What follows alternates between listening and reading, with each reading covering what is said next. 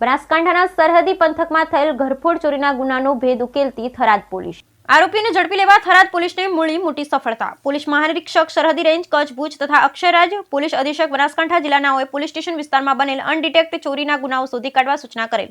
જે અન્વયે SM બારોતરિયા નાયબ પોલીસ અધિક્ષક થરાદ વિભાગ થરાદનાઓ માર્ગદર્શન હેઠળ થરાદ પોલીસ સ્ટેશનના પોલીસ ટીમો ચોરીના ગુનામાં સંડોવાયેલ ઈસમો ઉપર વોચ તપાસ કરી ચોરીના ગુનાઓ શોધી કાઢવા સતત પ્રયત્નશીલ હતી।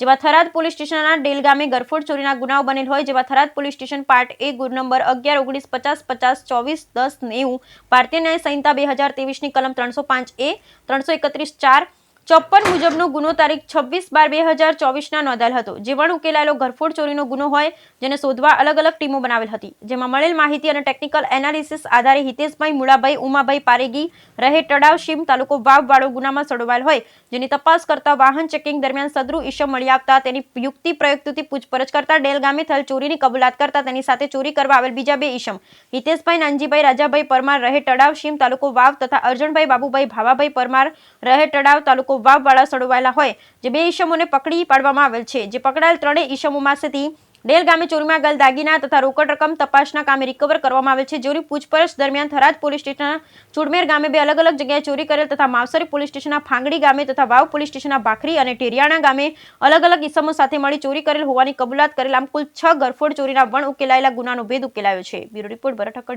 બનાસકાંઠા।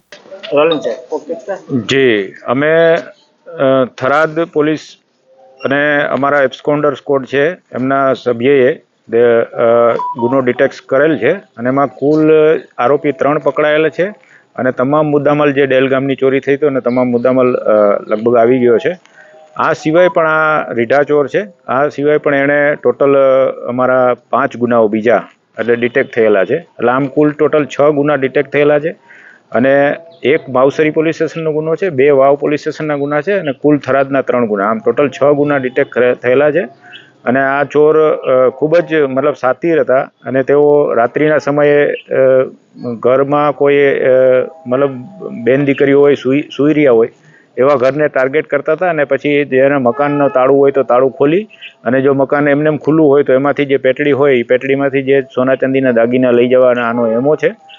આ અગાઉ પણ ઘણા ગુનાઓમાં પકડાઈ ચૂકેલા છે। માવસરી પોલીસ સ્ટેશન હદનું ગામ છે તળાવ, ત્યાંના રહેવાસી છે અને ખૂબ સાતીર દિમાગના છે, પણ નસીબ જોગે અમારા હાથે આવી ગયા છે। હવે એની કાયદેસર કાર્યવાહી કરવામાં આવશે।